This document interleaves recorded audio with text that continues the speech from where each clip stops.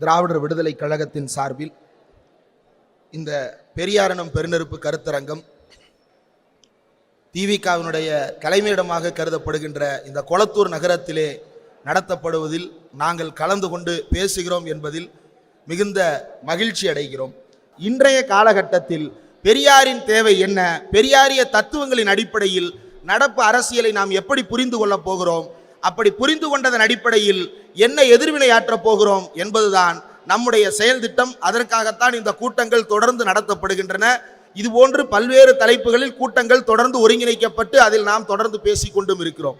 இதில் ரொம்ப முக்கியமாக போன கூட்டத்திலேயே சொன்னதுதான் என்னவென்றால், பெரியாரினும் பெருநெருப்பு என்று தலைப்பு வைத்துவிட்டு பெரியாரை பற்றி பேச மாட்டேங்கிறாங்க, பெரியாரை பற்றி மட்டும் ஏன் பேச மாட்டேங்கிறாங்க, பெரியாரை பற்றி மட்டும்தான் பேசணும், வேறு யாரை பற்றியும் பேசக்கூடாது என்று சமூக வலைதளங்களின் வாயிலாக பல்வேறு நபர்கள் எழுதி கொண்டிருக்கிறார்கள். பெரியாரினும் பெருநெருப்பு கருத்தரங்கம் என்பது பெரியார் என்ன பேசினார் என்பதை திரும்ப ஒப்புவிப்பதற்காக நடத்தப்படுகின்ற கருத்தரங்கங்கள் அல்ல. இங்கு இருக்கக்கூடிய அத்தனை தோழர்களும் பெரியாரை தீவிரமாக தொடர்ந்து படித்துக் கொண்டிருப்பவர்கள், வாசித்துக் கொண்டிருப்பவர்கள். மேடையில் இருக்கக்கூடிய சிறுவர்களாகிய நாங்கள் அதை திரும்ப சொல்லி அவர்கள் கேட்க வேண்டிய அவசியம் இல்லை. அவர்களிடமிருந்து கற்றுக்கொண்டதைத்தான் நாங்கள் இங்கு பேசிக் கொண்டிருக்கிறோம். அதே வேளையில் இன்றைக்கு இருக்கக்கூடிய சமகால அரசியலில் நவீன மாற்றங்கள் என்ன நடந்து கொண்டிருக்கின்றன என்கின்ற அடிப்படையில் அதனை இன்டர்பிரட் பண்றது தான் எங்களுடைய வேலையாக நாங்கள் தொடர்ந்து செய்து வருகிறோம். அதனால் இந்த கூட்டத்தில் பெரியாரை மட்டும் பேசுங்க என்று சொல்லுபவர்களுடைய நோக்கம் என்ன என்பதை அவர்கள்தான் யோசித்து பார்க்க வேண்டும். நாம் அனைவரும் ஒருங்கிணைந்து வேலை பார்த்து கொண்டிருப்பதனுடைய ஒரே புள்ளி என்னவென்றால், இன்றைக்கு இருக்கக்கூடிய பாசிச எதிர்ப்பு, இந்த பாசிச அரசை வீழ்த்துவது, இந்த பண்பாட்டு பாசிசத்தை வீழ்த்துவது, அதற்கு பெரியாரின் வழியில் நாம் பயணிப்பது என்பதுதான் நாம் அத்தனை பேரும் ஒரு புள்ளியில் இணைவதற்கான ஒரு மீட்டிங் பாயிண்டாக மாறி இருக்கிறது. அப்படி யோசித்து பார்க்கும் பொழுது சமீபத்தில் நடந்த சில நிகழ்வுகளின் அடிப்படையில் நாம் சில விஷயங்களை யோசித்து பார்க்க வேண்டி இருக்கிறது. என்னவென்றால், இந்த தலைப்பு திராவிடம் காக்க என்கின்ற தலைப்பு, திராவிடம் காக்க வென்றால் எதை காக்க? இந்த இனத்தை காக்கவா, இந்த மொழியை காக்கவா, இந்த நிலத்தை காக்கவா, மொழியை காக்கவா, அல்லது வேறு எதையாவது காக்கவா என்றால் இது அத்தனையும் காக்க திராவிடத்தை நாம் தொடர்ந்து பரப்புரை செய்ய வேண்டும். தந்தை பெரியார் திராவிடம் என்ற சொல்லை பற்றி பேசும் பொழுது ஒரு இடத்தில் குறிப்பிடுகிறார். என்னவென்றால், பலரும் கேட்கிறார்கள், ஏன் திராவிடர் என்று சொல்லுகிறீர்கள், இப்போதுதான் பல்வேறு மாநிலங்கள் பிரிந்து விட்டதே, பிரிந்து போனதற்கு பிறகும் ஏன் திராவிடர் என்கின்ற வார்த்தை தேவைப்படுகிறது என்று கேட்கிறார்கள்.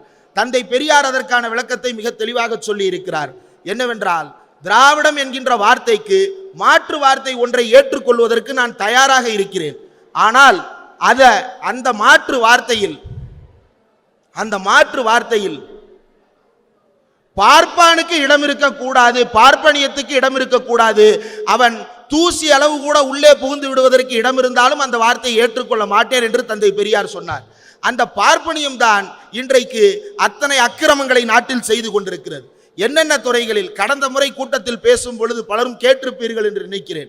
மதசார்பின்மை தொடர்பாக NCERT பாடப்புத்தகத்தில் என்ன மாதிரியான விஷயங்கள் சேர்க்கப்பட்டிருக்கின்றன, அதை தேர்தல் அரசியலோடு தொடர்பு படுத்தி சிறுபான்மை மக்களின் நலன் காக்க பேசுவது வாக்கு வங்கிக்காக என்று பாடப்புத்தகத்தில் எழுதி வைத்திருக்கிறார்கள் என்கின்ற செய்தியை கடந்த கூட்டத்தில் பேசியிருந்தேன். பாடப்புத்தகத்தில் எழுதப்பட்ட இந்த செய்தியினுடைய நீட்சி என்னவாக இருக்கிறது என்பதை 2 நாட்களுக்கு முன்னால் விடுமுறை தினத்தில், கவர்மெண்ட் ஹாலிடே தான் அன்னைக்கு, விடுதலை நாளில், சுதந்திர நாளில் கொடியேற்றி வைக்கும் போது பிரதமர் மோடி செங்கோட்டையில் நின்று பேசுகிறார். செங்கோட்டையில் நின்று பிரதமர் மோடி பேசுகின்ற பேச்சில் பல கூறுகள் அதிர்ச்சியை ஏற்படுத்துவதாகவும் வெவ்வேறு நிகழ்வுகளை நினைவூட்டுவதாகவும் அமைந்திருக்கின்றன. அது என்ன? பிரதமர் மோடி அந்த கூட்டத்தில் பேசும் பொழுது, இந்த நாட்டுக்கு நாம் சொல்லுகின்ற பெயர் என்ன? இந்தியா. இந்தியா என்கின்ற வார்த்தை தான் நாம் பயன்படுத்துகின்ற வார்த்தை. ஆனால் பிரதமர் மோடியினுடைய 105 நிமிட பேச்சில் 48 முறை இந்தியா பயன்படுத்தப்பட்டிருக்கிறது. அந்த 48 முறையில் 20க்கும் மேற்பட்ட முறை இந்தியா என்பது வந்ததற்கு காரணம் மேட் இன் இந்தியா என்கின்ற திட்டத்தின் காரணமாக வந்தது. 58 முறை பாரதம் என்கின்ற வார்த்தை பயன்படுத்தப்பட்டிருக்கிறது. ஏன் இந்த பாரதத்தின் மீது இவ்வளவு அழுத்தம் கொடுக்கப்படுகிறது? இந்தியாவில் இருக்கக்கூடிய அத்தனை பாடப்புத்தகங்களையும் எடுத்து பார்த்தால் இந்தியா என்கின்ற வார்த்தைக்கு பதிலாக பாரத், பாரதம் என்கின்ற வார்த்தை மீண்டும் மீண்டும் புழக்கத்தில் விடப்பட்டு கொண்டே இருக்கிறது. இந்த பாரதம் என்கின்ற வார்த்தையை திரும்ப புழக்கத்தில் விடுவதற்கான நோக்கம் என்ன? தனியார் மயமாக்கலை பற்றி பேசுகிறோம், அது பொருளாதாரத்தில். பண்பாட்டு தளத்தில் பார்ப்பன மயமாக்கல் என்பதை பாரதிய மயமாக்கல் என்கின்ற தத்துவத்தின் வழியாக இவர்கள் தொடர்ந்து செய்து கொண்டிருக்கிறார்கள். இந்த பாரதம் என்கின்ற வார்த்தைக்கான அர்த்தத்தை கோல்வால்கர் சொல்லும் பொழுது, பாரதி என்றால் இந்து, அவன் வசிக்கின்ற நிலம் பாரதம் என்று எழுதி வைத்திருக்கிறான். இந்த வார்த்தையில் முஸ்லிம்களுக்கோ கிறிஸ்தவர்களுக்கோ பார்சிகளுக்கோ இடம் இல்லை என்று சொல்லுகிறார் கோல்வால்கர். அப்படியே கட் பண்ணுங்க. சமீபத்தில் RSS தலைவராகிய கோசபலே என்று நினைக்கிறேன், அந்த ஆளோட பேரெல்லாம் உச்சரிக்க தெரியல, கன்றாவியா என்னத்தையாவது வச்சுட்டு நம்மளை உச்சரிக்க சொல்றான்னா அது அவன் பிரச்சனை. தத்தாத்திரேய ஹொசபாலே அப்படின்ற ஒரு நபர், அந்த நபர் 50வது ஆண்டு எமர்ஜென்சி குறித்தான ஒரு கூட்டம். அந்த கூட்டம் எங்கு நடக்கிறது? டெல்லியில் இருக்கக்கூடிய டாக்டர் அம்பேத்கர் இன்டர்நேஷனல் சென்டரில் நடக்கிறது. இந்த கூட்டத்தை யார் ஒருங்கிணைத்திருக்கிறார்கள்? Ambedkar international centre, Hindustan Samachar, national centre for arts. இந்த நேஷனல் சென்டர் ஃபார் ஆர்ட்ஸ் என்பது யாருக்கு கீழ் இயங்குகிறது என்றால் மினிஸ்ட்ரி ஆஃப் கல்ச்சர், இந்தியாவினுடைய கலாச்சார அமைச்சகத்தின் கீழ் ஒருங்கிணைக்கப்பட்ட ஒரு நிகழ்வில் RSS தலைவர் ஒருவன் கலந்து கொண்டு பேசுகிறான். அவன் பேசும் பொழுது செக்குலரிசம் என்கின்ற வார்த்தையை இந்திய அரசியலமைப்பு சட்டத்தில் சேர்த்ததற்காக காங்கிரஸ் மன்னிப்பு கேட்க வேண்டும் என்று ஒன்றிய அரசு நடத்துகின்ற நிகழ்ச்சியில், ஒன்றிய அரசினுடைய வளாகத்தில் நின்று RSS காரன் பேசுகிறான். பக்கத்தில் 2 பேர் உட்கார்ந்து இருக்கிறார்கள். ஒருவர் நிதின் கட்கரி ஒன்றிய அமைச்சர், இன்னொருவர் மத்திய பிரதேச முதலமைச்சர் ராஜேந்திர சுக்லா. இந்த ராஜேந்திர சுக்லா, நிதின் கட்காரி, கொசபாலே, இந்த 3 பேருக்கும் ஒரு ஒற்றுமை இருக்கிறது. என்ன ஒற்றுமை? கிராஸ் பெல்ட் தான். 3மே உச்சி குடுமி பாப்பா. இந்த 3 பேரும் உட்கார்ந்துக்கிட்டு இந்தியாவில் மதசார்பின்மை என்கின்ற வார்த்தை பிரயோகத்தில் இருக்கக்கூடாது என்று பேசிக் கொண்டிருக்கிறான். அதை ஒன்றிய அரசின் மேடையிலேயே பேசிக் கொண்டிருக்கிறான். இப்படி பேசுவதனுடைய தாக்கம் என்ன என்பதை எடுத்து பார்க்க வேண்டும். நேற்றைக்கு முந்தானேத்து பேசினார் இல்லையா பிரதமர் மோடி, அவருடைய பேச்சில் பாரதம் இந்தியா என்பதெல்லாம் இருக்கட்டும், ஓப்பனிங் 125வது பிறந்த நாள் கொண்டாட்டம் யாருக்கு? ஷியாம் பிரசாத் முகர்ஜி என்கின்ற நபருக்கு. அவர் என்ன செய்தாராம்? அரசியலமைப்பு சட்டத்துக்காக தன்னுடைய வாழ்க்கையை அர்ப்பணித்தாராம். எந்த அரசியலமைப்பு சட்டத்துக்கு? கான்ஸ்டிடியூஷன் ஆஃப் இந்தியாவுக்கு அல்ல, கான்ஸ்டிடியூஷன் ஆஃப் பாரத் அப்படின்னு அந்த ஆள் சொல்றாரு. கான்ஸ்டிடியூஷன் ஆஃப் இந்தியா என்று நாம் சொல்லுகிறோம், அந்த ஆள் சொல்றது கான்ஸ்டிடியூஷன் ஆஃப் பாரத்துக்காக தன்னுடைய வாழ்க்கையை அர்ப்பணித்தவர் ஷியாம் பிரசாத் முகர்ஜி என்று பேசுகிறான். அம்பேத்கரின் பெயரை வைக்க வேண்டிய இடத்தில் ஒரு பாப்பானின் பெயரை வைக்க வேண்டிய அவசியம் என்ன? அதனுடைய நோக்கம் என்ன? அந்த பாப்பான் உண்மையிலேயே இந்தியாவினுடைய சுதந்திரத்திற்காக மயிரையாவது கிள்ளி போட்டிருக்கிறானா என்றால் எந்த பாப்பானும் கிள்ளி போடல, அந்த பாப்பானும் போடல. இந்தியா முழுக்க 1942 வெள்ளையனே வெளியேறு இயக்கம், கிட் இந்தியா மூவ்மெண்ட் நடந்து கொண்டிருக்கிறது. அந்த வெள்ளையனே வெளியேறு இயக்கம் நடந்து கொண்டிருக்கும் பொழுது வடக்கில் இருக்கக்கூடிய முழக்கம் என்னவென்றால், இந்த பிரிட்டிஷ் படைக்கு எங்கள் ஆள் ஒருவர் கூட சேர மாட்டான், பிரிட்டிஷ் படைக்கு எங்கள் பணம் ஒரு பைசா கூட கிடைக்காது என்று முழங்கிக் கொண்டிருந்த நேரத்தில் இந்த நபர்கள் யாரு? இந்து மகா சபையைச் சேர்ந்த தலைவர் யாரு? VD சாவர்கர். அந்த நபர் ஒரு அறிக்கை விடுகிறார். என்னவென்றால், in a spirit of responsive cooperation we should unhesitatingly support the war and enter the military forces of all arms without losing a single minute.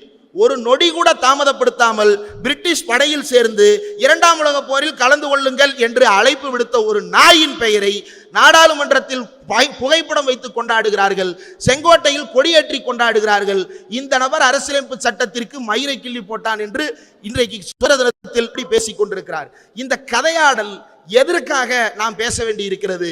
இந்த கதையாடலின் பின்னால் இவர்கள் கட்டமைக்க விரும்புகின்ற உளவியல் என்ன?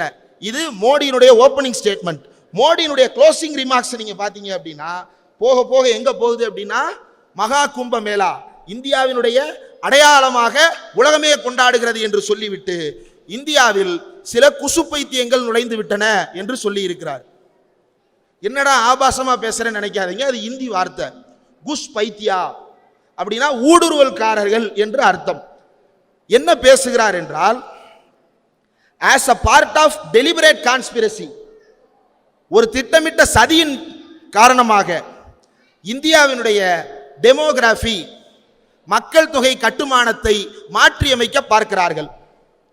புதிய பிரச்சனைக்கான விதைகளை தூவுகிறார்கள்.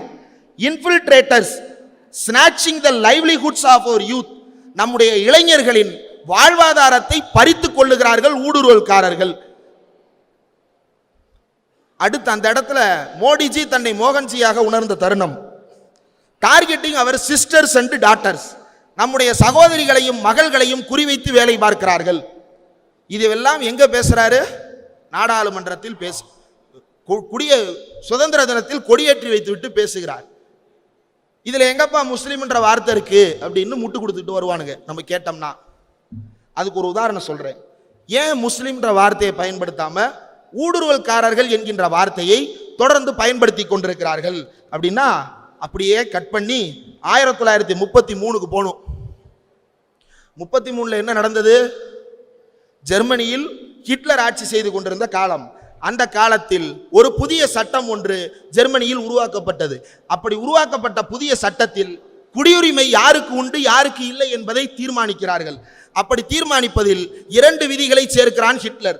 என்ன என்றால், கிழக்கு ஐரோப்பிய யூதர்களுக்கு முதல் உலக போருக்கு பிறகு இயற்கையாகவே கிடைத்துக் கொண்டிருந்த ஜெர்மானிய குடியுரிமை இனி கிடையாது. நம்பர் 1. 2வது, ஜெர்மனியை விட்டு வெளியேறிய யூதர்கள் அடிப்படையில் ஜெர்மானிய குடியுரிமையை துறந்து விடுவார்கள் என்று அறிவிப்பது. இதற்கெல்லாம் அடிப்படையில் அந்த சட்டத்தில் யூதர் என்கின்ற வார்த்தை இடம்பெற்றிருந்ததா என்றால் இல்லை. யூதர் என்கின்ற வார்த்தையே இல்லை ஹிட்லர் எழுதிய அந்த சட்டத்தில், 33ஆம் ஆண்டு சட்டத்தில். மாறாக அதை எப்படி அவர்கள் செய்தார்கள் என்றால், அதை அமல்படுத்துவான்லே அதிகாரி, அந்த அதிகாரிக்கு அதிகாரத்தை கொடுத்து விடுவது, அவன் மூலமாக யூதர்களை எல்லாம் நெக்லெக்ட் பண்றது. அப்படியே கட் பண்ணி பீகாருக்கு வாங்க. பீகார்ல ஸ்பெஷல் இன்டென்சிவ் ரிவிஷன் என்கின்ற ஒரு யதார்த்தத்தை இப்போது நவீனமயப்படுத்தி கொண்டிருக்கிறார்கள். அந்த ஸ்பெஷல் இன்டென்சிவ் ரிவிஷன் என்பது என்னவாக மாறி இருக்கிறது என்றால், அதற்கான ஆவணம் ஒன்று இருக்கிறது. அந்த ஆவணத்தில் என்ன குறிப்பிட்டிருக்கிறது என்றால், ஒரு 9 பாயிண்ட் குறிப்பிட்டிருக்கான். என்னன்னா, BLO to give recommendations on each enumeration form so received. மக்கள் யாரெல்லாம் அந்த SIR ஃபார்மை ஃபில் பண்ணி கொடுக்குறாங்களோ அதை BLO ஒருத்தர், யாரு, பூத் லெவல் ஆபீசர், அரசு அதிகாரி ஒருத்தர் என்ன பண்ணுவாருன்னா, இவருக்கு நாம் ஓட்டுரிமை கொடுக்கலாம், இவருக்கு ஓட்டுரிமை கொடுக்க கூடாது என்று அவர் தீர்மானிப்பார். SIRலையும் முஸ்லிம்ன்ற வார்த்தை கிடையாது. ஹிட்லர் கொண்டு வந்த சட்டத்திலையும் யூதர் என்ற வார்த்தை கிடையாது. ஹிட்லர் என்னவாக மாறினான்? இவர் என்னவாக மாறப்போகிறார்? நாம் எதை எதிர்நோக்கி கொண்டிருக்கிறோம்? நாளை அந்த இடத்தில் ஏன் அவன் இவ்வளவு தெளிவாக இதை செய்கிறான்? இதுல இன்னொரு ஒற்றுமையும் இருக்கிறது. இதை பற்றி ஆய்வு செய்யும் பொழுது ஒரு தகவல் என்ன கிடைக்கிறது என்றால், யூதர்களுக்கு no judicial or administrative remedies were available against these acts. Hitler கொண்டு வந்த இந்த சட்டங்களுக்கு எதிராக நீதித்துறை ரீதியாகவோ அலுவல் துறை ரீதியாகவோ எந்த விதமான எதிர்ப்பும் இல்லை. யூதர்களுக்கு இந்த சட்டங்களுக்கு எதிரான தீர்வை நீதித்துறையும் கொடுக்கவில்லை, அதிகார வர்க்கமும் கொடுக்கவில்லை. நம்ம நாட்டு நீதித்துறை அப்படியே பொருத்தி பாருங்க. வழக்கு என்ன போட்டோம்? இந்த SIR நடவடிக்கையை செய்யவே கூடாது என்று வழக்கு போட்டோம். முதல்ல நீ என்ன செஞ்சிருக்கணும்? இதுல டிஸ்பியூட் இருக்கு, நீ நிப்பாட்டு, விசாரிப்போம், சரியா இருந்துச்சுன்னா நீ செய், தப்பா இருந்துச்சுன்னா விட்டுறலாம். இதுதான ஒரு நேர்மையான ப்ராசஸ். நீதித்துறை என்ன செய்கிறது என்றால், சரி நீ நடத்துறத நடத்து, அடுத்த ஹியரிங் 10 நாள் கழிச்சு பார்த்துக்கலாம். 10 நாள்ல SIR முடிஞ்சிடும். முடிந்தது, அவன் SIR பண்ணி முடிச்சிட்டான். இப்ப எக்ஸ்டென்ஷன் போட்டு செப்டம்பர் வரைக்கும் நடத்த போறான். 65 லட்சம் பேர்கள் நீக்கப்பட்டு விட்டன. யாருன்னே தெரியாது. ஏன் நீக்கினா தெரியாது, எப்படி நீக்கினா தெரியாது. அப்படியே சுதந்திர தினத்தில் அந்த ஆள் பேசினதை கேளுங்க. ஊடுருவல்காரர்கள் இந்தியாவை அச்சுறுத்த பார்க்கிறார்கள். அப்போ ஹிட்லர் கொண்டு வந்த யூத விரோத சட்டங்களும் மோடி அரசு கொண்டு வந்திருக்கின்ற தேர்தல் ஆணைய சட்டங்களும் சுதந்திர தினத்தில் இந்த மோடி பேசிய பேச்சும் ஒரே திசையில் பயணிக்கின்றன. அது கொடுங்கோல் பாசிசமாக மாறிக்கொண்டிருக்கிறது. இன்னும் இந்த நாடு இது பாசிசமா இல்லையா என்பதை விவாதித்துக் கொண்டிருக்கிறது. இதைவிட வெளிப்படையாக ஒரு பாசிஸ்ட் எப்படி செயல்படுவான் என்பதை யாராவது விளக்கி தொலையுங்கள். இந்த பாசிசத்திற்கு எதிரான போராட்டத்தில் நாம் ஒருங்கிணைத்திருக்கிறோம். நாளை அந்த முஸ்லிம் என்கின்ற இடத்தில் தமிழன் என்பதை நிரப்பிக் கொள்வதற்கு அவனுக்கு நீண்ட காலம் ஆகாது. அதனால் தான் அந்த வாசலை திறந்து வைத்து ஊடுருவல்காரர்கள் என்கின்ற வார்த்தையை அவன் பயன்படுத்தி கொண்டிருக்கிறான். அவன் தெளிவா சொல்றான் அந்த உரையில, எல்லை ஓர ஊடுருவல்கள், எல்லை ஓர ஊடுருவல்கள். இந்தியாவில் எந்தெந்த மாநிலங்களில் எல்லாம் எல்லையோர ஊடுருவல்கள் இருக்கிறது? ஒன்னு பாகிஸ்தான் பார்டர், இன்னொன்னு சைனா பார்டர், இன்னொன்னு பங்களாதேஷ் பார்டர், இன்னொன்னு எங்க இலங்கை பார்டர். அவனுடைய சிஏஎன்ஆர்சி எடுத்து பாருங்க. இந்த அதாவது பாகிஸ்தான்ல இருந்து வர்ற சிறுபான்மையினரை ஏத்துப்பானா, பங்களாதேஷ்ல இருந்து வர்ற சிறுபான்மையினரை ஏத்துப்பானா, ஆப்கானிஸ்தான்ல இருந்து வர்ற சிறுபான்மையினரை ஏத்துப்பானா? அப்படி யாரெல்லாம் அங்க இருக்கிற சிறுபான்மை இந்துக்களை ஏற்றுக்கொள்வோம், அவ்வளவுதான். அப்போ இது திட்டமிட்டபடி ஒரு பெரும் இனப்படுகொலையை நடத்துவதற்கான ஆயத்த பணிகளை இந்த நாய்கள் செய்து கொண்டிருக்கின்றன. இந்த இனப்படுகொலை நடக்காமல் எப்படி தடுக்க போகிறோம்? இதில் திராவிடத்தின் பங்கு என்ன? நாம் இந்த தேசிய அளவிலான உரையாடலில் நம்மை இணைத்துக் கொள்வதற்கான தேவை எங்கிருந்து வந்திருக்கிறது? இதே அரசியலமைப்பு சட்டத்தின் ஆட்சியின் கீழ் தான் நாமும் அரசு நடத்தி கொண்டிருக்கிறோம். இதே அரசியலமைப்பு சட்டத்தின் விழுமியங்களின் அடிப்படையில் தான் நாமும் இன்றைக்கு நாட்டில் வாழ்ந்து கொண்டிருக்கிறோம். இதே இந்தியன் பீனல் கோடா என்பதை மாற்றி அமைக்கப்பட்ட BNSS கீழ் தான் நாமும் வாழ்ந்து கொண்டிருக்கிறோம். நாம் இந்த நாட்டில் இருந்து விதிவிலக்கு அல்ல. சுதந்திரமாக மாறிவிட்டோம், நமக்கென்று ஒரு நல்ல அரசு கிடைத்து விட்டது, நாம் தப்பித்து விட்டோம் என்பது என்று நினைப்பதற்கு இடமே கிடையாது. ஏன் இடம் கிடையாது என்றால், இந்த பாரதமயமாக்கலின் முதல் குறியே தமிழன் தான். எப்படி கீழடி என்கின்ற ஒரு இடத்தில் ஆய்வு செய்து ஆதாரங்களை எடுத்து நாம் காட்டுகிறோம், எத்தனை ஆயிரம் ஆண்டுகளுக்கு முன்னால் தமிழன் வாழ்ந்தான் என்பதை காட்டுகிறோம். இன்னொரு இடத்தில் தாமிரபரணி படுகையில் தோண்டி ஒரு வீர வாளை எடுத்து காட்டுகிறோம், 3 அடிக்கு செய்யப்பட்ட ஒரு வாளை எடுத்து காட்டுகிறோம், 5300 ஆண்டுகளுக்கு முன்னால் செய்யப்பட்டது என்று. அந்த 5300 ஆண்டுகளுக்கு முன்னால் கோவணம் கட்டி கொண்டு, கோவணம் கூட கட்டாமல் கைபர் போலன் கணவாய் வழியாக வந்த நாய்கள் சரஸ்வதி நாகரிகம் என்று மடைமாற்றம் செய்கின்ற வேலையை நாம் பார்த்து கொண்டு சும்மா இருக்க போகிறோமா? இவன் யார் தீர்மானிப்பதற்கு? யார் குஷ்பைத்தியா என்பதை, யார் ஊடுருவல்காரர் என்பதை தீர்மானிப்பதற்கு நீ யார்?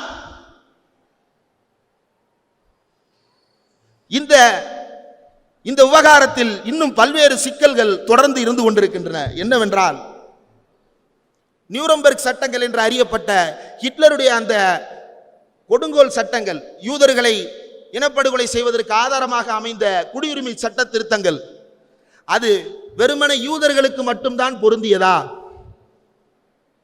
இல்லை. ஜிப்சிகள் என்று தங்களை அழைத்துக் கொண்ட ரோமா மக்களுக்கும் பொருந்தியது, கருப்பின மக்களுக்கும் பொருந்தியது. அந்த மக்களுக்கு மட்டுமல்ல, அவர்களுடைய சந்ததியை சேர்ந்தவர்களுக்கும் அது பொருந்தியது. எப்படி பொருந்தும்? அவர்களை குடியுரிமை அற்றவர் என்று அறிவித்து விடுவார்களா? கிடையாது. அவன் அப்போதும் குடியுரிமை உள்ளவன் தான். ஆனால் அவனால் ஜெர்மனியை சேர்ந்த ஒரு பெண்ணை திருமணம் செய்து கொள்ள முடியாது. ஜெர்மனியை சேர்ந்த அடிப்படை உரிமைகளை அவன் கோரிக்கை வைத்து பெற்றுக்கொள்ள முடியாது. யூதர்களுக்கும் அதேதான். 1935 ஹிட்லர் கொண்டு வந்த அந்த யூத சட்டத்தை எடுத்து பார்த்தால் அவன் 2ஆக பிரிக்கிறான். ஜெர்மானிய குடிமகன், இன்னொன்னு ரைச் குடிமகன். தூய ஜெர்மானிய ரத்தத்தை சேர்ந்தவர்கள் ரைட்ஸ் குடிமக்களாக இயற்கையாகவே மாறிவிடுவார்கள். மற்றவர்கள் ஜெர்மானிய குடிமக்கள் தான். எடப்பாடி முட்டு கொடுக்கிறார் இல்லையா, சிஏஎன்ஆர்சி தமிழ்நாட்டு முஸ்லிம்களுக்கு பாதிப்பு கிடையாது, இந்திய முஸ்லிம்களுக்கு பாதிப்பு கிடையாது, நாம் அச்சப்பட தேவையில்லை. ஏன் அச்சப்படுகிறோம் என்றால் சர்வதேச அளவில் ஹிட்லர் செய்த அதே வேலைகளை அப்படியே டெம்ப்ளேட் மாறாம செஞ்சுக்கிட்டு இருக்கிறான். இதை வேடிக்கை பார்த்துக்கிட்டு இருக்கிறோம். என்ன சொன்னான்? யூதர்களுக்கு 3 தலைமுறை தந்தையர்கள் தாய்கள், 3 தலைமுறை யூதர்களாக இருந்தால் அவன் யூதன், 2 தலைமுறை தான் இருக்கிறார்கள் என்றால் அவன் அரை யூதன். அந்த அரை யூதன் எப்போது முழு யூதன் ஆவான் என்றால் அவன் யூத மதத்தையோ அல்லது யூத பெண்ணையோ பின்பற்றிவிட்டால் அவன் முழு யூதனாக மாறிவிடுவான். அவன் என்ன போறான்? 3 தலைமுறை கிராண்ட் பேரண்ட்ஸை போய் நோண்டுறான். பீகார் எஸ்ஐஆர்ல என்ன கேட்கிறான்? உங்க அம்மாவோட பெர்த் சர்டிபிகேட் கொண்டு வா, உங்க அப்பாவோட பெர்த் சர்டிபிகேட் கொண்டு வான்னு கேட்கிறான். 2 நாட்களுக்கு முன்னால் சென்னையில் நாம் டெமோக்ரசி டோர் நம்பர் 0 என்கின்ற தலைப்பில் ஒரு கருத்தரங்கத்தை நடத்தினோம். அதில் பீகாரை சேர்ந்த நாடாளுமன்ற மாநிலங்களவை உறுப்பினர் மனோஜ்குமார் ஜா என்பவர் பேசினார். அவர் பீகாரை சேர்ந்தவர் தான், ஆனால் வெளிப்படையாக ஒன்றை ஒப்புக்கொள்ளுகிறார். இந்தியாவில் ஆவணமில்லாத மாநிலம் ஒன்று இருக்கிறது என்றால் அது பீகார் தான் என்று அவரே சொல்லுகிறார். நம்முடைய சக தோழர்களாகிய ஊடகவியலாளர்கள் கரிகாலன், சதீஷ், அரவிந்த் போன்றவர்கள் நேரில் போய் வந்தார்கள் பீகாருக்கு. ஒரு பெண், பட்டதாரி பெண், கல்லூரியில் படித்துக் கொண்டிருக்கிறார், குடிசையில் வசித்துக் கொண்டிருக்கிறார்.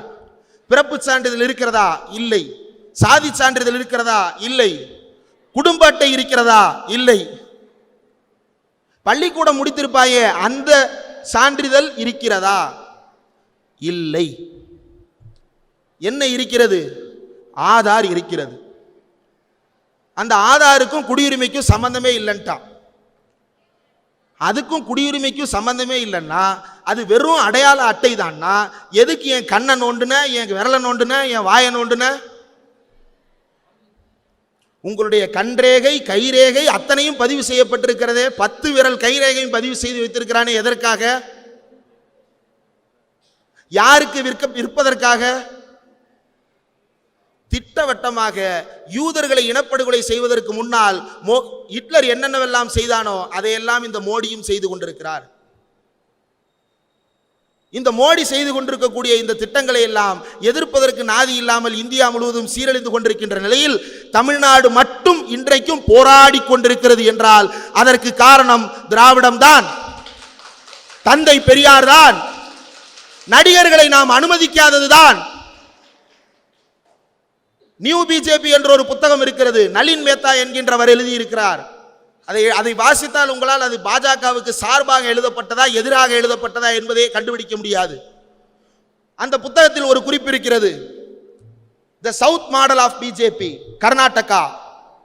கர்நாடகாவில் பாஜக வேரூன்றி விட்டது. எப்படி? திருப்பரங்குன்றம் மலையை போலவே அங்கும் ஒரு மலை இருக்கிறது, பாபா புதங்கரி மலை என்று. அந்த மலையில் 2 சமாதிகள் இருக்கிறது. ஒன்று இந்து சாமியார், இன்னொன்று முஸ்லிம் சாமியார், சூஃபி. அந்த இடத்தில் கலவரம் செய்ய துவங்கினான். ஒரு முஸ்லிமுக்கு சொந்தமான மைதானத்தில் நான் போய் கொடியேற்றுவேன் என்று நின்றான். இப்படியான கலவரங்களின் மூலமாக திட்டமிட்ட வகையில் பாஜகவை அங்கே கலவரத்தின் மூலமாக வளர்த்தெடுத்தான். எப்படி கர்நாடகா இந்த சதிகளுக்கு பலியானது என்றால் அங்கே ஒருமித்த கன்னட பெருமை என்ற ஒன்று இல்லை என்று அவன் சொல்லுகிறான். தமிழ்நாட்டில் இது ஏன் வெல்லவில்லை? கன்னடன் ஏன் வீழ்ந்தான்? தமிழன் எப்படி வீழாமல் தலை தூக்கி நின்றான் என்றால் இங்கு இருப்பவன் எல்லாம் திராவிடனாக தன்னை உணர்கிறான், தமிழனாக தன்னை உணர்கிறான், தந்தை பெரியார் காட்டிய வழியில் தன்னை பயணித்துக் கொள்பவனாக அறிவித்திருக்கிறான். அதனால் அங்கு நம்மால் உள்ளே நுழைய முடியவில்லை என்று அதிலே குறிப்பிட்டிருக்கிறான். இதை உடைப்பதற்கு அவன் ஒரு திட்டத்தை வைத்திருக்கிறான். அதுவும் அந்த புத்தகத்தில் எழுதப்பட்டிருக்கிறது. ரஜினிகாந்த் உள்ளே வந்தால் இந்த கதையாடலை, தந்தை பெரியாரில் இருந்து தொடர்கின்ற இந்த சொல்லாடல்களை எல்லாம் அகற்றி விடலாம் என்பது அவருடைய திட்டம். புத்தகம் எழுதப்பட்டது 2016 to 19. ரஜினி இல்லை, ஆனா அந்த திட்டம் இல்லை என்று நீங்கள் நம்புகிறீர்களா? தந்தை பெரியாரை வைத்து இங்கு நடக்கும் அரசியலை உடைப்பதற்கு அவன் ரஜினியை பயன்படுத்தி முயற்சி செய்தான். ரஜினி கைகொறவில்லை. அடுத்து யார் வந்திருக்கிறார்? அது எப்படி வந்தான்? ரஜினி ஆன்டி பெரியாரிஸ்டா வர முயற்சி செஞ்சான். சமுதாயம் அனுமதிக்கல. எனக்கு நன்றாக ஞாபகம் இருக்கிறது. பெரியார் பற்றி அந்த நபர் பேசியதற்கு பிறகு ஒரு நாள் கிண்டியில் இருக்கக்கூடிய ஒரு முக்கியமான ரோட்டில் தேநீர் கடையில் நின்று தேநீர் குடித்துக் கொண்டிருந்தேன். பக்கத்தில் மாலை மலர் படம் தொங்குகிறது. அந்த மாலை மலர் படத்தில் ஒரு பெரிய வாசலுக்கு முன்னால் நூற்றுக்கணக்கான போலீஸ் குவிக்கப்பட்ட படம் தெரிந்தது. அந்த படத்தை பார்த்துவிட்டு தேநீர் ஆற்றுகின்ற அண்ணன் கேட்டார், ஏதோ போலீஸா குவிஞ்சிருக்கே, ரஜினிகாந்த் படம் போட்டிருக்கே, இது என்ன? உங்க பேப்பர் தானே, நீங்களே படிக்கலாம்ல. எனக்கு படிக்கலாம் தெரியாது, முடிஞ்சா படிச்சு சொல்லு. சொன்னேன், ரஜினி என்ன பேசினார், எதற்காக அவர் வீட்டில் போலீஸ் குவிக்கப்பட்டிருக்கிறது என்று. இவனெல்லாம் சும்மா விடலாமா என்று அந்த அண்ணன் கேட்டார்.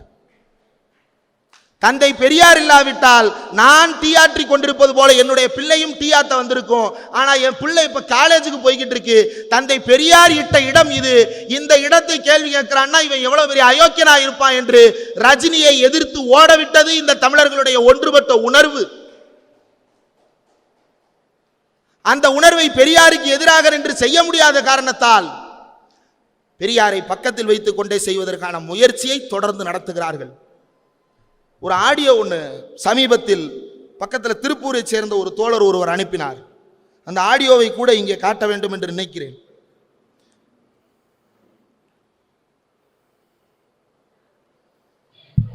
நம்ம இன்னும் கொஞ்ச நாள்ல விநாயகர் சதுர்த்தி வரப்போது தொடர்.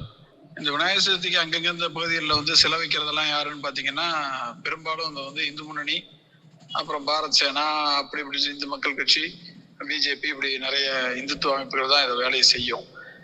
அப்படி செய்யும் போது இங்க பெரும்பாலும் அதை செஞ்சுட்டு இருந்த ஆட்கள் தான் இன்னைக்கு தவேகாவினுடைய விஜய் கட்சியில உறுப்பினர்கள்.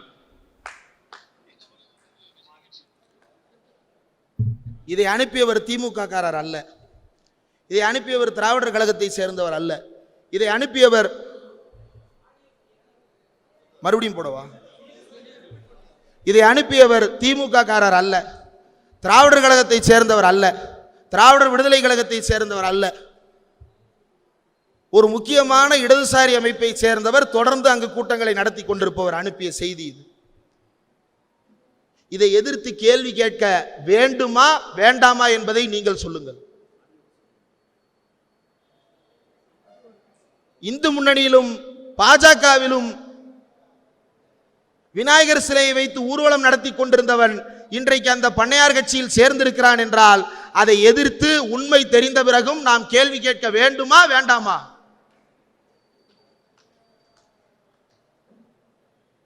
இதை கேட்டால் இவ்வளவு காலம் பாசிசத்திற்கு எதிராக போராடி கொண்டிருந்த நாம் துரோகிகளாகி விடுகிறோம். இந்த ஒவ்வொரு கூட்டத்துக்கு பின்னாலும் நாம் ஒவ்வொருவரும் செலுத்துகின்ற உழைப்பு, இதை சொல்லி காட்டக்கூடாது என்று நாம் நினைக்கிறோம். ஆனால் பலருக்கு இதை உணர்த்த வேண்டி இருக்கிறது. நேற்றைக்கு எழுச்சி தமிழருடைய பிறந்த நாள். நேற்று இரவு 4 மணிக்கு அந்த கூட்டம் முடிந்தது. 5 மணிக்கு வாகனத்தில் ஏறினோம். 1 மணிக்கு இங்கு சேர்ந்தோம். 1:30 மணிக்கு சாப்பிட்டோம். 1 மணி நேரம் உட்கார்ந்திருந்தோம். கூட்டம் தொடங்கிவிட்டது. அதற்கு முந்தைய நாள் ஜனநாயகத்தின் கதவியன் சைவர் என்கின்ற தலைப்பில் ஒரு கருத்தரங்கம், அதற்காக 3 நாள். இப்படி தொடர்ந்து உழைத்துக் கொண்டிருக்கிறோம். இந்த உழைப்புக்கு காரணம், இந்த உழைப்பை செய்வதற்கு ஒரே உந்துதல் தந்தை பெரியார் என்கின்ற அந்த நபர்தான்.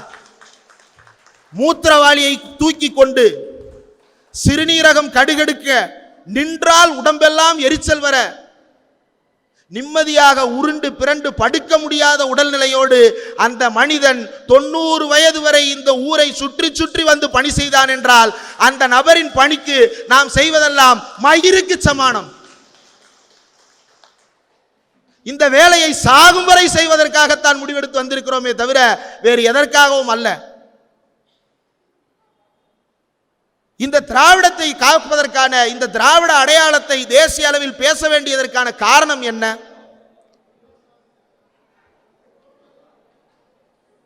நாம் இந்த திராவிட அடையாளத்தின் மூலமாகத்தான் இப்போது குறைந்தபட்ச ஜனநாயகத்தையாவது நாம் சுவைத்துக் கொண்டிருக்கிறோம். இந்த ஜனநாயகம் இந்திய நாட்டில் உயிரோடு இருக்கிறதா இல்லையா என்பதை தீர்மானிப்பதற்கான கடைசி தேர்தல் 2021 தமிழ்நாடு சட்டப்பேரவை தேர்தல் என்று தேசிய ஊடகங்கள் பேசினவே. அதற்கு காரணம் என்ன? நாம் கை கொண்டிருந்த திராவிடம் தான். அதற்கு அடித்தளம் என்ன? மானமும் அறிவும் மனிதருக்கு அழகு. அந்த மானமும் அறிவும் உள்ள ஒரு மனிதன் எப்படிப்பட்ட மனிதனாக இருப்பான்? சுயமரியாதை உள்ளவனாக இருப்பான். அப்படி சுயமரியாதை உள்ள ஒருவன் கடவுள் நம்பிக்கை உள்ளவனாகவே இருந்தாலும் கூட தந்தை பெரியார் வாழ்க என்று சொல்லுகிற பூமி இந்த தமிழ்நாடு. இந்த நுட்பம் புரியாமல் தான் இந்த பார்ப்பனர்கள் இன்னும் கதறிக் கொண்டிருக்கிறார்கள். கதறட்டும். எங்கு நின்று கதறுகிறார் மோடி? ஊடுருவல்காரர்கள் என்று செங்கோட்டையில் நின்று கதறுகிறார். அந்த செங்கோட்டையை கட்டினது யாரு? ஏண்டா எங்க நின்று என்ன சவால் விடுறதுன்னு தெரியாதா? நீ நின்று கத்தி நிற்கிறியா? அந்த கோட்டை அதுவே ஒரு முஸ்லீம் கட்டினது தான். அங்க நின்று நான் ஊடுருவல்காரர்களை எதிர்ப்பேன். எவ்வளவோ இந்து சாம்ராஜ்யங்களை பார்த்ததற்கு பிறகும் இந்த நாடு இந்துக்களும் முஸ்லிம்களும் வாழ்வதற்கு தகுதியுள்ள நாடாக இன்னமும் தப்பித்துக் கொண்டே இருக்கிறது. காரணம், ஏதோ ஒரு மனித உணர்வு நமக்குள் இருக்கிறது. அந்த மனித உணர்வை நமக்குள்ளேயே அடக்கிவிட்டு நம்மை அமைதிப்படுத்த வேண்டும் என்று நினைக்கிறது ஒன்றிய ஏகாதிபத்திய பாசிச பாஜக அரசு. அந்த அமைதிப்படுத்தலை ஏன் செய்ய நினைக்கிறான் என்றால், சாலையில் 2 பேர் அடித்துக் கொள்ளுகிறார்கள் என்றால் மனிதநேயமுள்ள ஒருவன் நின்று என்னப்பா என்று கேட்பான். ஒரு 10 பேர் சேர்ந்து இன்னொரு 10 பேரை அடிக்கிறாங்கன்னா இன்னொரு 10 பேர் ஏன்பா அடிச்சுக்கிறீங்கன்னு கேட்பான். ஒரு கோயிலுக்கு முன்னாடி, ஒரு மசூதிக்கு முன்னாடி, ஒரு சர்ச்சுக்கு முன்னாடி யாரோ பிரச்சனை பண்றான்னா ஏன்டா இங்க நின்று பிரச்சனை பண்றான்னு கேட்பான். இந்த கேள்வி இருக்குல்ல, இந்த கேள்விதான் ஜனநாயகத்தை உயிர்ப்போடு வைத்திருக்கின்ற திராணி உள்ளது. அந்த கேள்வியை அடக்கிவிட்டால் அவன் என்ன வேண்டுமானாலும் செய்வான். அதற்கு ஒரு உதாரணம் சொல்லுகிறேன். கோவிட் பெருந்தொற்று காலம். அந்த கோவிட் பெருந்தொற்று காலத்தில் நடையாய் நடந்தார்கள். பீகாரிகளும் அஸ்ஸாமிகளும் ஒடிசாக்காரர்களும் உத்தரப்பிரதேசிகளும் போஜ்பூரிக்காரர்களும் எங்கெங்கோ மூலைகளில் வேலைக்கு போனவர்கள் எல்லாம் நடையாய் நடந்து ஊருக்கு போனார்கள். போனவர்களிடம் ஒரு பத்திரிகையாளர் கேட்கிறார், நம்முடைய நண்பர் தான், இவ்வளவு நடக்கிறீங்களே, மோடி அரசுக்கு ஏதாவது சொல்ல விரும்புறீங்களா? பாவம், அவர் என்ன சார் பண்ணுவாரு? கடவுள் இந்த நோயை கொடுத்துட்டாரு. இது அந்த மக்கள் சொன்ன பதில். இந்த நோய் கடவுள் கொடுத்தது, இதற்கு மோடி என்ன செய்வார் என்று தங்களை தாங்களே விரக்திக்கு ஆட்படுத்திக் கொள்வதற்கு காரணம் என்ன? அந்த அறிவு அவர்களுக்கு போய் சேராமல் தடுக்கப்பட்டதனுடைய ஆதாரம் என்ன? நம்முடைய மானத்தை அடமானம் வைத்து இந்த நாட்டிலே நம்மை உலா விட்டிருக்கிறானே என்கின்ற கோபம் வராமல் அவர்கள் எல்லாம் அமைதியானதன் பின்னணி என்ன? தொடர் வன்முறைகள், தொடர் அடக்குமுறைகள், தொடர்ந்து சாதி ரீதியாக மத ரீதியாக அவர்கள் மண்டையை மழுங்கடிப்பதற்கான வேலை திட்டங்களை செய்து கொண்டே இருந்திருக்கிறது இந்த ஒன்றிய அரசுகள். இந்த மோடி அரசு அதனுடைய உச்சகட்டமாக பாசிச போக்கோடு இன்றைக்கு துவங்கி இருக்கிறது தன்னுடைய வேலைகளை. இதல்தான் நாம் இந்த தத்துவத்தின் முக்கியத்துவத்தை மற்ற மாநிலக்காரர்களுக்கு உணர்த்த தொடங்கி இருக்கிறோம். அப்படி அவர்கள் உணர்ந்து கொண்டதனுடைய ஒரு விளைவுதான் எனக்கு முன்னால் பேசிய தோழர் மில்டனோ மைனரோ சொன்னார்கள். மகாராஷ்டிராவை சேர்ந்த உத்தவ் தாக்கரே. எந்த உத்தவ் தாக்கரே? பால் தாக்கரேவின் மகன் உத்தவ் தாக்கரே. எந்த பால் தாக்கரேவின் மகன் உத்தவ் தாக்கரே? தலித்துகளுக்கு எதிரான கொடூரங்களை அரங்கேற்றிய பால் தாக்கரேவின் மகன் உத்தவ் தாக்கரே. பாபர் மசூதியை இடிக்க வேண்டும் என்று பாஜக கிளம்பிய போது முதல் ஆளாக வீரர்களை அனுப்பி வைத்த பால் தாக்கரேவின் மகன் உத்தவ் தாக்கரே. அவருடைய ஒன்றுவிட்ட சகோதரர் ராஜ் தாக்கரே ஒருவருக்கொருவர் சளைத்தவர்கள் அல்ல. அவர்கள் கூட இன்றைக்கு மனம் திருந்தி சொல்லுகிறார்கள், நாம் நம்முடைய மாநில உணர்வை காப்பாற்ற வேண்டும், மாநில உரிமைகளை காப்பாற்ற வேண்டும், இந்த பாஜக அரசு ஒழிய வேண்டும், இந்து என்பதற்கும் இந்துத்துவா என்பதற்கும் வித்தியாசத்தை நாங்கள் கற்றுக்கொண்டிருக்கிறோம் என்று உத்தவ் தாக்கரே பேச முன்வந்திருக்கிறார் என்றால் தமிழ்நாட்டு அரசியலினுடைய தாக்கத்தால் ஏற்பட்டதுதான் அது. நீட்டுக்கு எதிராக அகிலேஷ் யாதவ் பேசுவார் என்று 10 ஆண்டுகளுக்கு முன்னால் நாம் எல்லாம் யோசித்து பார்த்திருப்போமா? இன்றைக்கு பேசுகிறார் அகிலேஷ் யாதவ், நீட்டுக்கு எதிராக பேசுகிறார். எப்படி பேசுகிறார்? இந்த இந்தியா கூட்டணியினுடைய தாக்கத்தால் பேசுகிறார். எப்படி இந்த இந்தியா கூட்டணிக்கு இந்த தாக்கம் ஏற்பட்டது? தமிழர்களாகிய நாம் அந்த கடமைப்பாட்டை அவர்கள் மீது விதித்திருக்கின்றோம். ராகுல் காந்தி இன்றைக்கு தமிழர்களின் உணர்வை பேசுகிறார், மாநில உணர்வுகளை பேசுகிறார். சுதந்திரத்திற்கு முன்னால் பேசிய காங்கிரஸ் அதற்கு பிறகு இப்போது பேசுகிறார்கள். ஏன்? இந்த பாசிசத்திற்கு எதிராக இந்த நாட்டை காப்பதற்கான ஒரே வழி நம்முடைய உண்மையான அடையாளத்தை வெளிப்படுத்துவதுதான்.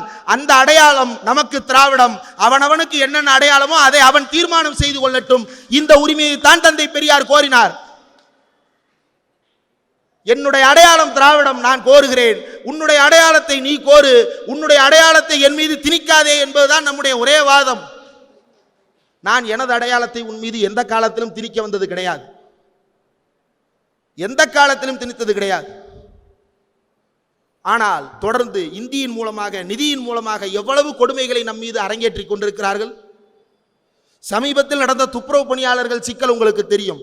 அதனுடைய ஒரு பக்கத்தில் நாம் எல்லாம் விவாதம் நடத்தி இருக்கிறோம், போகட்டும். இன்னொரு பக்கம் இருக்கிறது. தேசிய நகர்ப்புற வாழ்வாதார திட்டம் என்ற ஒரு திட்டத்தின் அடிப்படையில் தான் இந்த பணிகள் எல்லாம் தொடர்ந்து நடத்தப்பட்டன. 1993ஆம் ஆண்டு ஸ்வர்ண ஜெயந்தி என்கின்ற பெயரில் தொடங்கப்பட்ட திட்டம் 5 உட்கூறுகளை கொண்டிருந்தது. அதனை பிறகு மாற்றியமைத்தார்கள். மாற்றியமைத்து 2013இல்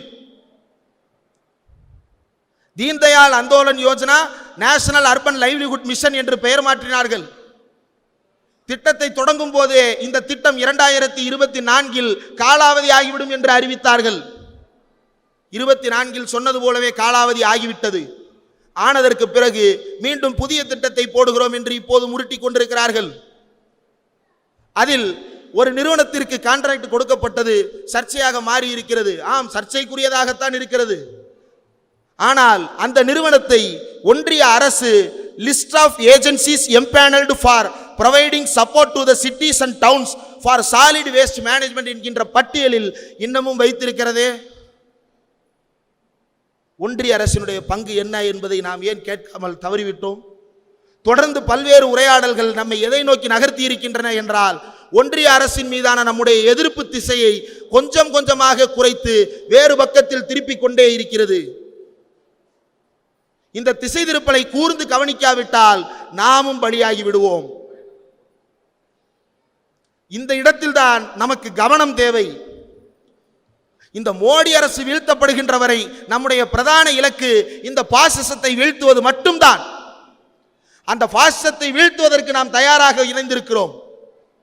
இந்த பாசிசம் கல்வி ரீதியாக புதிய கல்விக் கொள்கை என்கின்ற பெயரில் என்னென்ன கொடுமைகளை அந்த புதிய கல்விக் கொள்கையில் செய்து வைத்திருக்கிறார்கள்.